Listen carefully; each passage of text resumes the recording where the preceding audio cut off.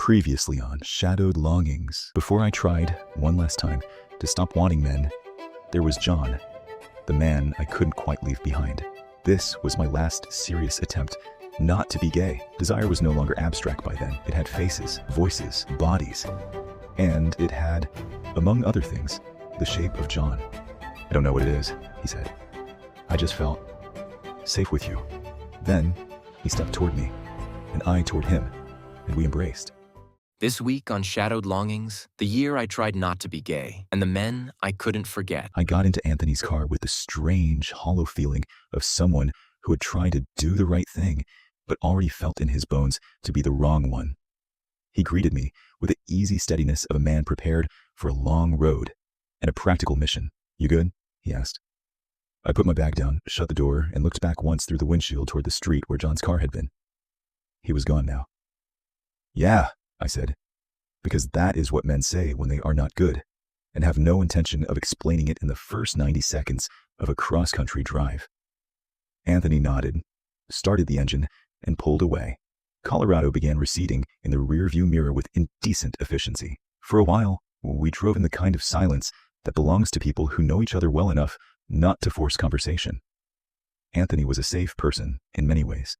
He knew enough of my life to understand the broad outlines of my struggle, as we called it then. He knew I was committed to celibacy. He knew my inner world was not simple. He knew there were men who stirred things in me I wished did not stir so easily. He knew about the beginnings of my friendship with Josh, the ex-gay conference history. But he did not know about Jon. He didn't know what had happened over the last 2 days, or what was happening in me now. I sat there, staring out the window while the landscape flattened into distance, and my thoughts began doing what thoughts do when there is too much road and too much recent pain. They circled, replayed, revised, accused, pleaded. I saw Jon's face at the wheel. His smile when he said he had felt safe with me. The pause in the driveway. The way his body had held on to mine. The tears. That sentence. "Thank you, Dave, for giving me what you did, for the space to talk and feel close to another man." It kept returning. Not as memory alone, but as indictment, close to another man. I had wanted that too. Not only the closeness, but him. His company. His heart. His body, yes, though even then that was only part of it.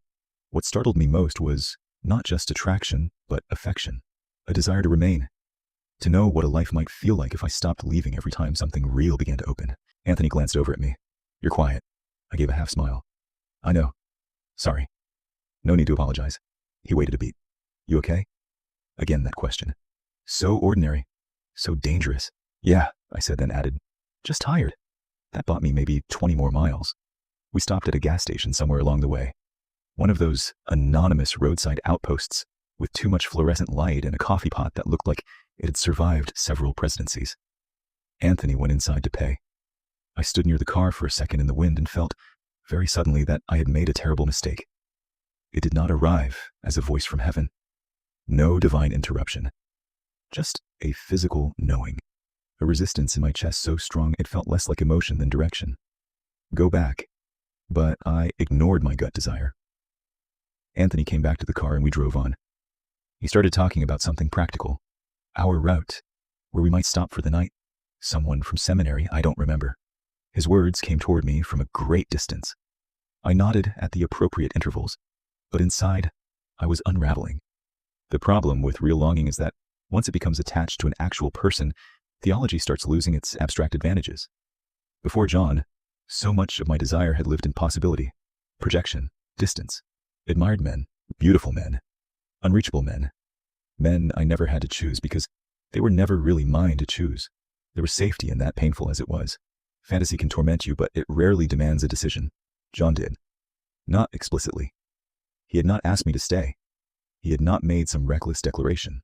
That was part of what made it harder, not easier. Nothing in me could dismiss this as mere heat or drama. It had been tender, mutual, earnest, the kind of connection that does not need grand gestures to alter the emotional weather of your whole life. A few hundred miles in, I could feel the desire, go back, building inside me, pressing upward. I tried to pray it away. Lord, help me be faithful. Lord, help me be clear. Lord, don't let me mistake emotion for calling. Lord, don't let me be a fool. But beneath the prayer was another voice. You were already being a fool. Not because I had feelings for Jon, because I was driving away from them as though that were the holiest response available. The road kept stretching east. Anthony kept driving. I kept trying to compose myself into righteousness, but there is only so long a man can sit politely beside his own heartbreak before it demands language. Finally, I said it. I think we need to turn around. Anthony looked over at me, not sharply, but with full attention. What? I stared straight ahead. My hands were locked together so tightly in my lap that I could feel the strain in my wrists. I swallowed. I think I need to go back. He was quiet for a second. To Colorado? I nodded. The car filled with a silence much denser than the earlier ones. Not awkward, just consequential. Anthony kept his eyes on the road. Talk to me. I let out a breath that felt like it had been trapped in me since morning. I can't stop thinking about him. I did not say Jon's name right away. I didn't have to. The pronoun itself carried enough weight. Anthony waited. What happened? He asked gently. And so I told him. Not every detail. Not the whole emotional weather system. But enough. I told him about the conversation, about how close I had felt to Jon, about the drive that morning, about the goodbye, about how something in me felt split open in a way I could not dismiss. Anthony listened the way good men do when they sense another man is saying something costly. I said, then stopped. I feel like I left something important back there. He nodded once. Still driving. Do you think he feels the same? I looked down. Yes, I said quietly. I do. I know he does. That was the sentence that made everything more real. Not just that I had fallen into longing, but that I suspected, no, believed that Jon had too. Anthony was quiet for a long time after that. The tires hummed.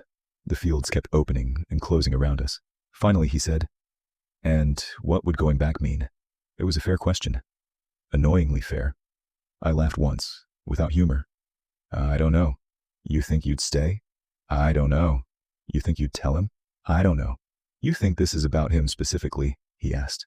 Or about what he stirred up in you? That question irritated me immediately, which was probably a sign of its usefulness. Him, I said. Then, after a pause, and what he stirred up in me. Anthony nodded. We drove on. I'm not trying to talk you out of it, he said. I'm just trying to understand what you think you're going back to. That landed. Because what was I going back to? Jon, yes, but also risk, exposure, possibility, the collapse of a version of myself I'd spent years constructing. Going back would not only be emotional, it would be interpretive. The whole story of who I was would begin rearranging itself the moment I admitted to Jon, to myself, to anyone, that I was not merely feeling tempted or lonely or spiritually vulnerable. I was feeling called toward another man. I pressed the heels of my hands into my eyes. I don't know what to do, I said. Anthony's voice softened. I know. No. I mean it. I turned toward him then, desperate enough not to care how exposed I sounded. I don't know what to do with this. This isn't some passing thing. It doesn't feel small. And I can't tell if turning around would be courage or disaster. Maybe both, he said. That was rude of him, and accurate.